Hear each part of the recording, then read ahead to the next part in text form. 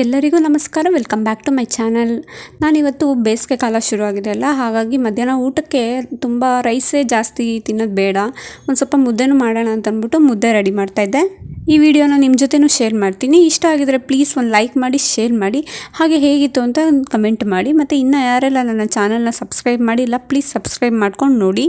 ಇವಾಗ ಮುದ್ದೆ ಮಾಡೋದಕ್ಕೆ ನಾನಿಲ್ಲಿ ಒಂದು ಸಣ್ಣ ಪಾತ್ರೆ ಇಟ್ಕೊಂಡಿದ್ದೀನಿ. ಅಂದರೆ ನಾನು ಬರೀ ಒಂದೇ ಉಂಡೆ ಆಗೋಷ್ಟು ಮಾತ್ರ ಮಾಡ್ತಾ ಇರೋದು. ಅದಕ್ಕೋಸ್ಕರ ಈಗ ತೋರಿಸ್ತಾ ಇದ್ದೀನಲ್ಲ ಲೋಟ, ಆ ಲೋಟದಲ್ಲಿ 3/4 ಲೋಟ ಆಗೋಷ್ಟು ನೀರು ಹಾಕ್ಕೊಳ್ತಾ ಇದ್ದೀನಿ. ಗ್ಯಾಸ್ ಸ್ಟವ್ ಆನ್ ಮಾಡೋಕ್ಕೂ ಮುಂಚೆ ಈ ರೀತಿಯಾಗಿ 3/4 ಲೋಟ ಆಗೋಷ್ಟು ನೀರು ಹಾಕ್ಕೊಂಡು ಇವಾಗ ಅದೇ ಲೋಟದಲ್ಲಿ ಅರ್ಧ ಲೋಟ ಆಗೋಷ್ಟು ಹಿಟ್ಟನ್ನು ರೆಡಿ ಮಾಡಿ ಇಟ್ಕೊಂಡಿದ್ದೀನಿ. ಆದರೆ ಪೂರ್ತಿ ಹಾಕೋದಿಲ್ಲ, ಸ್ವಲ್ಪ ಒಂದು ಅರ್ಧ ಸ್ಪೂನ್ ಆಗೋಷ್ಟು ತೊಗೊಂಡು ನೀರೊಳಗಡೆ ಚೆನ್ನಾಗಿ ಮಿಕ್ಸ್ ಮಾಡಿಬಿಡ್ತೀನಿ. ಹಾಗೆ ಮಾಡಿದಾಗ ಏನಾಗುತ್ತೆ ಗೊತ್ತಾ, ಗಂಟಾಗೋದಿಲ್ಲ ಅಂತ ಅಷ್ಟೇ. ಗಂಟಿಲ್ದೇ ಮುದ್ದೆ ಮಾಡಬೇಕು ಅಂದರೆ ಈ ರೀತಿಯಾಗಿ ಒಂದು ಟ್ರಿಕ್ಸ್ನ ಯೂಸ್ ಮಾಡಿದ್ರೆ ಆಯಿತು. ಚೆನ್ನಾಗಿ ಮಿಕ್ಸ್ ಮಾಡಬೇಕು, ಅದು ಕೂಡ ಗಂಟಿಲ್ಬಾರ್ದು. ಆ ರೀತಿಯಾಗಿ ಚೆನ್ನಾಗಿ ಮಿಕ್ಸ್ ಮಾಡ್ಕೊಂಬಿಟ್ರೆ ಆಯಿತು.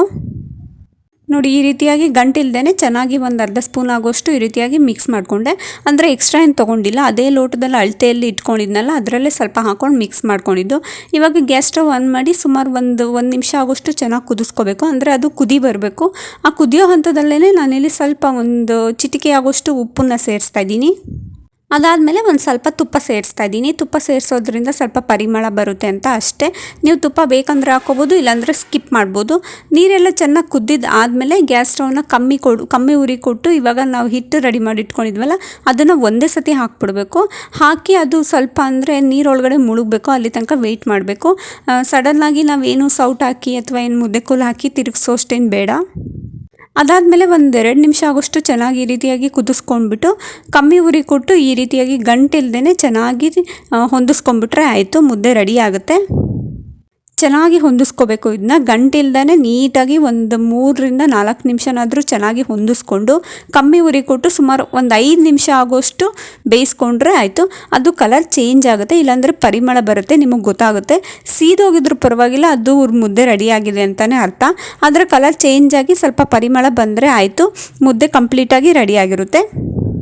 ಫಸ್ಟ್ ಟೈಮ್ ಮಾಡೋರ್ಗೂ ಕೂಡ ಇದೊಂಥರ ಈಸಿ ಅಂತಲೇ ಅನ್ಬೋದು. ಏಕೆಂದರೆ ಗಂಟಿಲ್ದೇ ಮಾಡಬೇಕು ಅಂದ್ಕೊಂಡ್ರೆ ಈ ರೀತಿಯಾಗಿ ಒಂದು ಟ್ರಿಕ್ಸ್ನ ಯೂಸ್ ಮಾಡಿದ್ರೆ ಆಯಿತು, ಗಂಟಿಲ್ದೇ ಬರುತ್ತೆ. ಇವಾಗ ಸ್ವಲ್ಪ ಬಿಸಿ ಬಿಸಿ ಇರುವಾಗಲೇ ಉಂಡೆ ಕಟ್ಟಬೇಕು. ಉಂಡೆ ಕಟ್ಟೋದಕ್ಕೆ ಸ್ವಲ್ಪ ಕೈ ಬಿಸಿ ಅಂತ ಅನ್ನೋದಾದರೆ ಕೈನ ಸ್ವಲ್ಪ ಒದ್ದೆ ಮಾಡಿಕೊಂಡು ಈ ರೀತಿಯಾಗಿ ಉಂಡೆ ಕಟ್ಕೊಂಡ್ರೆ ಆಯಿತು.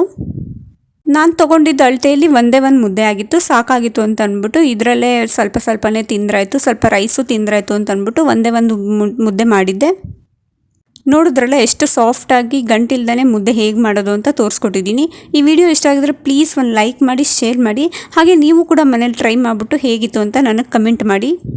ಹೊಸದಾಗಿ ನನ್ನ ಚಾನಲ್ನ ನೋಡ್ತಾ ಇದ್ದರೆ ಪ್ಲೀಸ್ ಸಬ್ಸ್ಕ್ರೈಬ್ ಮಾಡ್ಕೊಂಡು ನೋಡಿ. ಪ್ಲೀಸ್ ನನಗೆ ಸಪೋರ್ಟ್ ಮಾಡಿ. Thank you for watching.